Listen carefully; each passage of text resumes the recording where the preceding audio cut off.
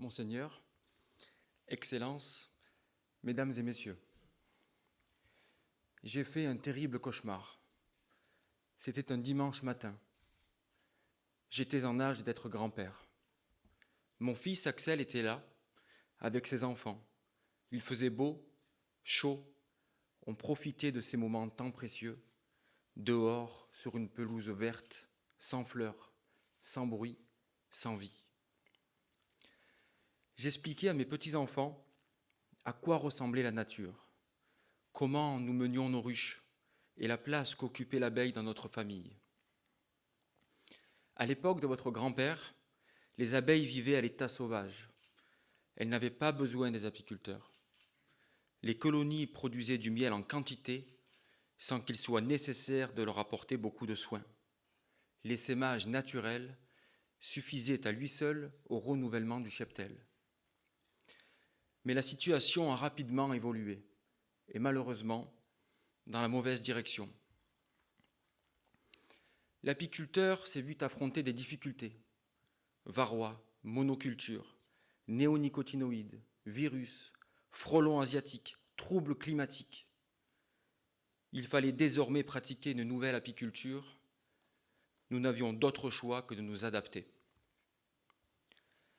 Les saisons étaient des plus aléatoires et le travail au rucher pénible. C'était une activité agricole où le travail n'était que partiellement mécanisé et mécanisable. Les transhumances, devenues vitales, s'effectuaient la nuit, à la suite des journées déjà longues, où la manutention de charges lourdes s'ajoutait aux chaleurs éprouvantes. Les efforts n'étaient pas toujours récompensés à leur juste valeur. Il fallait une bonne dose de courage, d'optimisme et de passion pour persévérer après de mauvaises récoltes et des pertes de cheptel occasionnées par des traitements phytosanitaires. Très rapidement, le constat était devenu tristement alarmant. Nous en étions arrivés à un point crucial. Si l'apiculteur disparaissait, l'abeille n'aurait eu que quelques années à vivre. Leurs destins respectifs étaient ainsi liés. L'apiculteur était devenu l'emblème d'un monde écologiquement responsable. Avec ses sentinelles, ils avaient à cœur de retrouver une symbiose avec la nature. Et il le fallait. Comment pouvait-il en être autrement ? On ne peut effacer 100 millions d'années d'existence pour des raisons aussi futiles et viles. Malheureusement, ce que nous redoutions tous arriva. Ils avaient même réussi à diaboliser l'apiculteur, à dire que le miel n'était pas un produit naturel, qu'il y avait trop d'abeilles et qu'elles nuisaient aux autres pollinisateurs. La situation était devenue irréversible. L'abeille disparut et en emportant l'apiculteur dans ce fléau. Ce cauchemar, nous pouvons encore l'éviter. Tout est réalisable.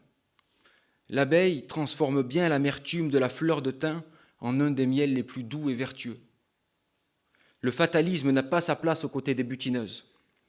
Les solutions, nous les connaissons. Il nous faut juste de l'aide. Pour préserver notre environnement, l'abeille est indispensable. Pour protéger nos sentinelles, il faut des apiculteurs. Pour rendre l'apiculture attrayante, il est nécessaire de retrouver des niveaux de récolte corrects et que le miel produit en France ne soit plus sacrifié. Les sujets sont donc multiples. L'Union de l'apiculture de l'Europe et de la Méditerranée devra agir au niveau environnemental, économique, social, scientifique. L'éducation et la santé sont également liées à nos projets. Et vous tous ici avez décidé de nous accompagner. Votre rôle est déterminant. Ensemble, agissons pour un monde écologiquement responsable où l'abeille retrouvera sa place et nos enfants un avenir. Merci.